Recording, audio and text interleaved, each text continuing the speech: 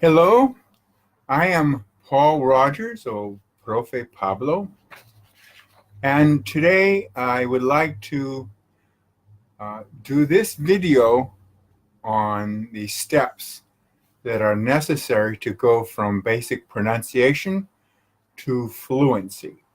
I define fluency as, well, very similar to the word fluid or flow, fluid. When you speak a foreign language, if you can speak as if the words are coming out like a river, just like you speak your own language, that's fluency. Without hesitation, with confidence, and so that the other person understands you well. So you need to learn pronunciation. And basically, there are steps that everybody has to go through without exception.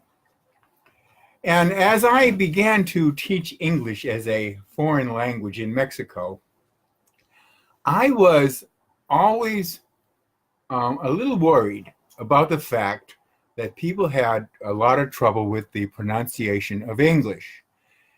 And one day, actually in the morning, at 3 o'clock in the morning, I woke up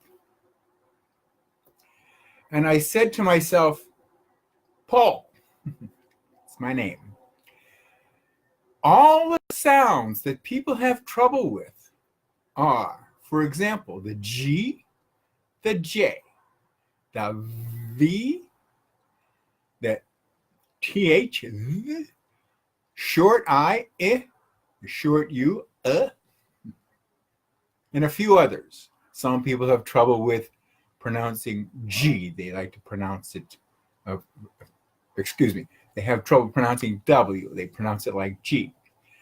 And it occurred to me at that instant, as I was drinking my coffee,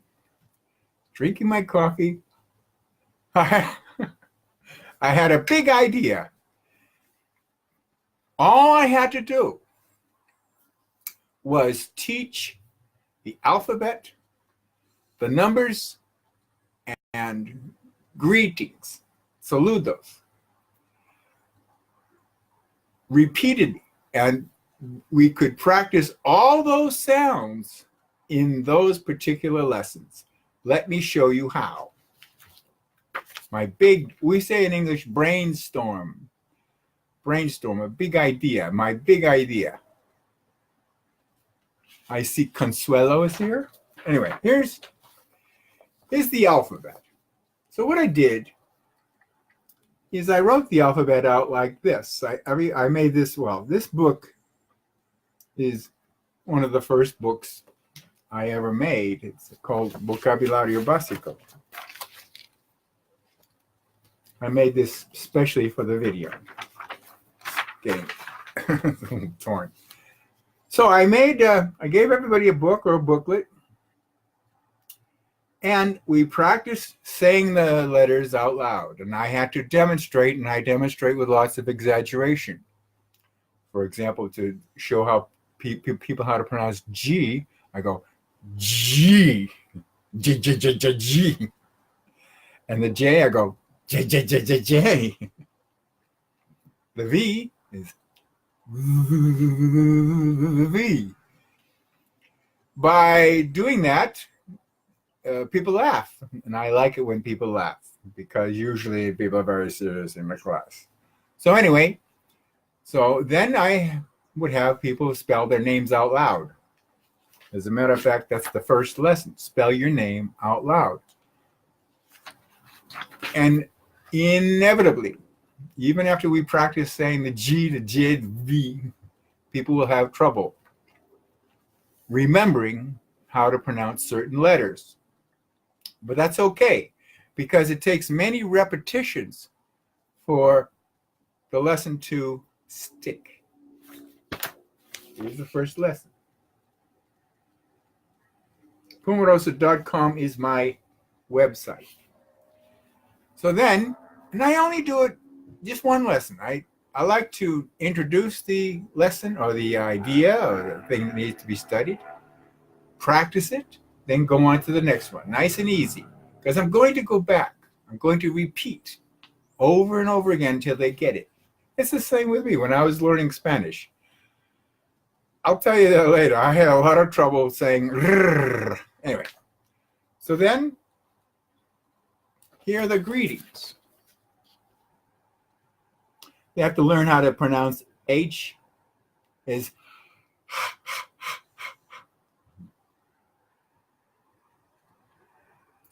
good evening, good evening, come in. Now we're into the short I. So I have to practice that. Then there's a dialogue. Then I go to the numbers. Well, first of all, the word number has a short U.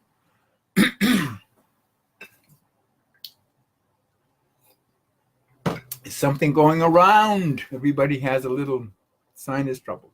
Anyway, number. I have to show that the short U has the sound, number.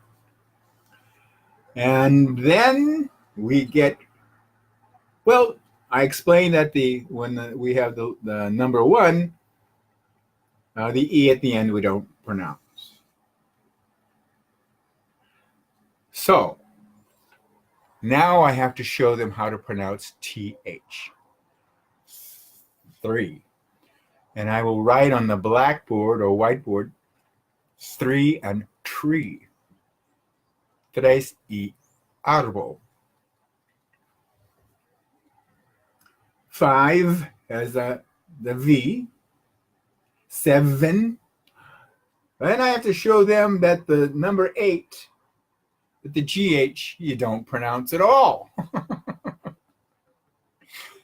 All the words that have GH next to it, the sound is mute.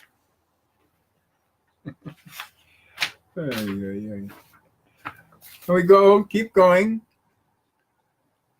11, 12, 13, 13, 14, 15.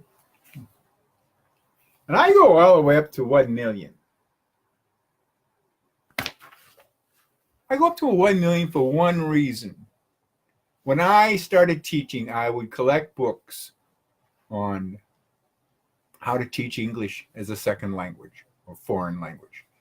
And I noticed in every book, when they taught the numbers, they went up to 20 or 100.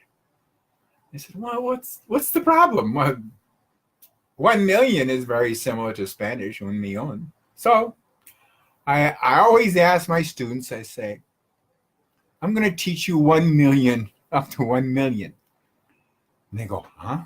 So I say, how do you pronounce, ¿cómo se pronuncia un millón in inglés? And they go, million. I say, yes. So again, we're practicing the TH sound. We're practicing the V. Like it's an introduction. And I have other exercises.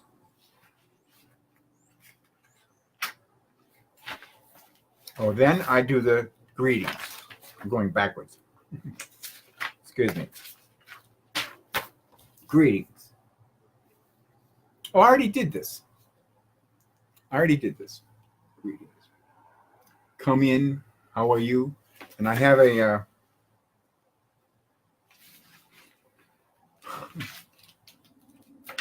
dialogue. I always use dialogues. I have everybody read the dialogues out loud in pairs. So if I have 20 people, we pair up and they read they're short dialogues. I don't correct them at this level. We're just the first 3 classes, 5 classes. I leave people alone. I let them practice as best as they can, and I listen carefully, and I'll see what I can do as a general lesson later. Now, that's just the introduction to pronunciation. This takes place in the first month. At a certain point, I will begin to focus more on pronunciation to help people improve more. And everybody gets a book. I've written a booklet, and I begin by reviewing things that they already know. For example, there are a lot of letters that have the same sound in Spanish as in English. And then I will review the vowels. Once again, we're reviewing the vowels. They already know that vowels have long and short sounds. They give some examples. And I keep going. The vowels, combinations of consonants, TH, for example. And I have various kinds of practice. Let's see if I have my page of practice here. Where did I put it? Oops. I have a practice of listening comprehension.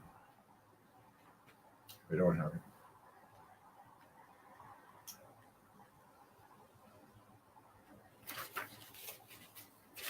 I have in another pile. Oh, here it is. This I call listening comprehension because there is a connection between being able to pronounce a word and being able to hear it. That's true.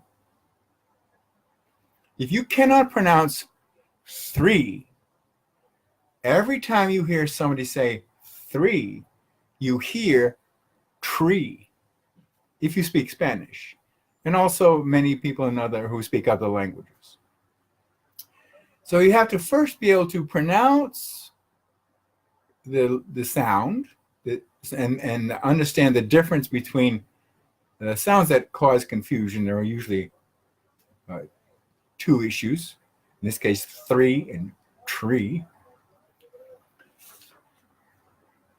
Or in this case, with this example, this is a listening exercise.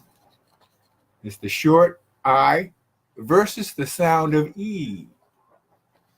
Because people who speak Spanish have a tendency to pronounce the short I as E, which is quite natural, actually, because no matter how hard we try, our brains are going to automatically translate a foreign language into our own language. I don't care what anybody says. It's automatic. It happens like that. So anyway, this is my test.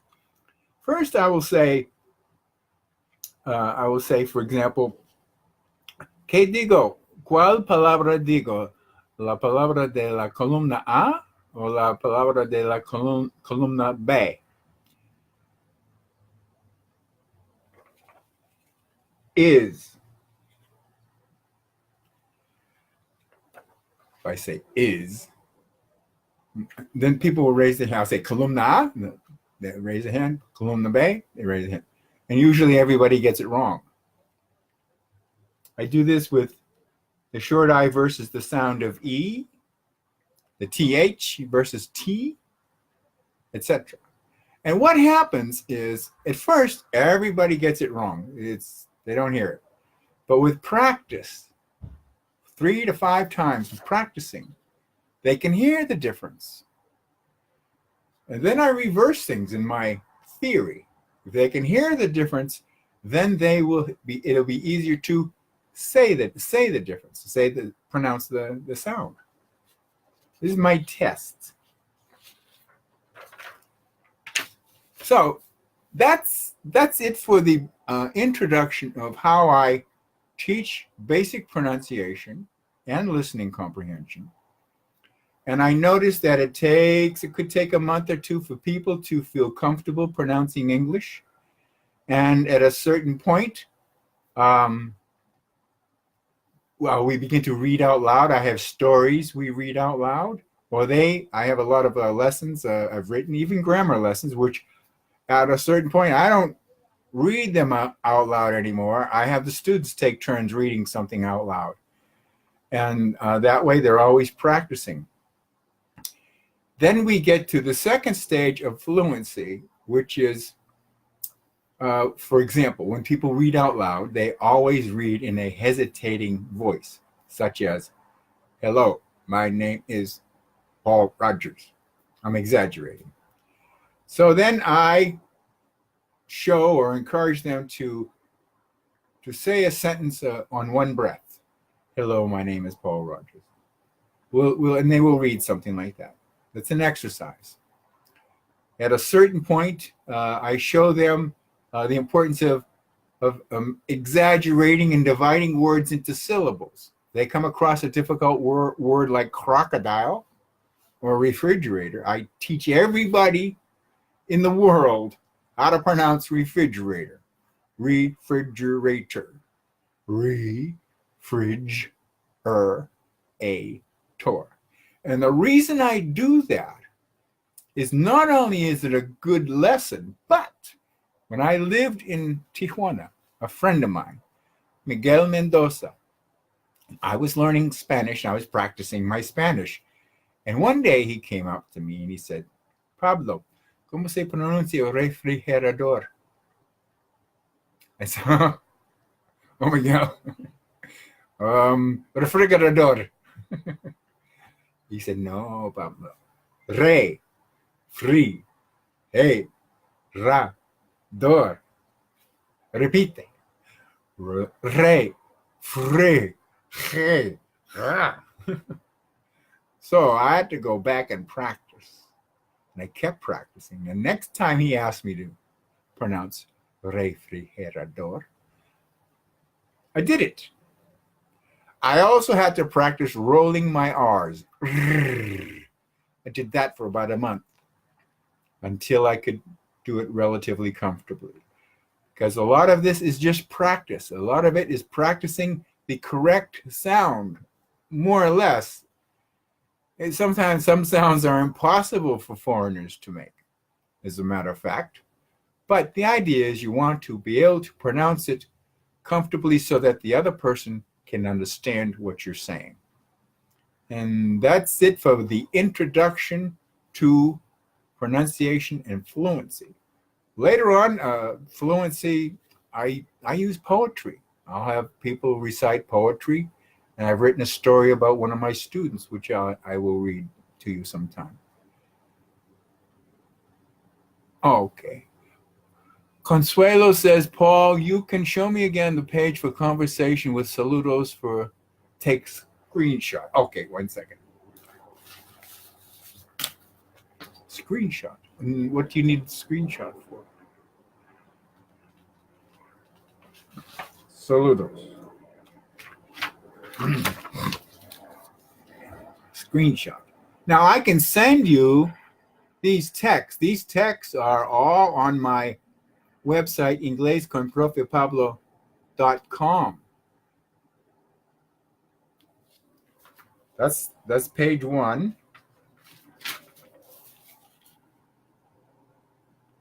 That's page 2. You can see that every word is spelled phonetically as best as I can with the Spanish translation. That's for people to memorize more easily. There's a dialogue.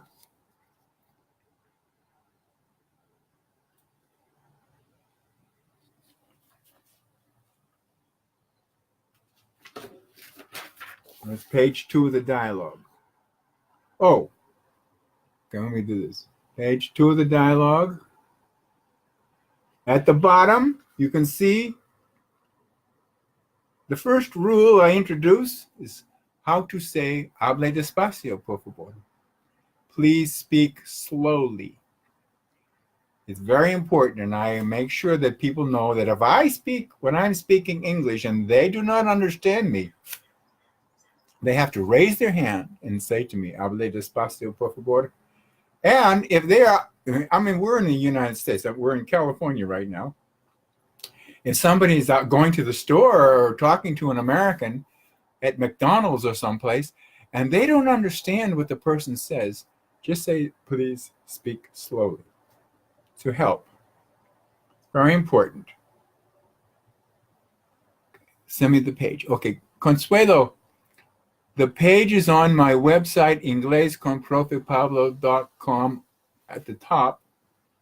And if you go there, you'll see all the categories. You'll see principiante, beginners, and the whole book is up there. So